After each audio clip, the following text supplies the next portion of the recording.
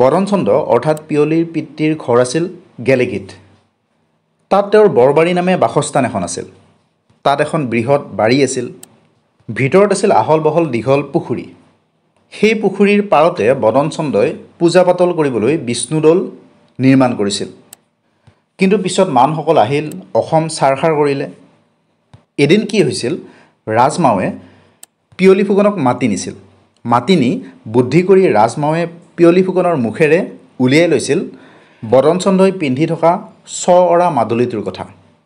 তেনেকৈ গম পালে যে বদনচন্দ্ৰই গা ধুবৰ সময়ত সেই মাদলিটো খুলি থয়। ৰাজমাৱে ৰূপসিং চুবেদাৰক পঠিয়াই দিলে বদনচন্দ্ৰক হত্যা কৰিবলৈ। ৰূপসিং চুবেদাৰে আহি বদনচন্দ্ৰই গা ধুই থকা সময়তে তেওঁক হত্যা কৰিলে।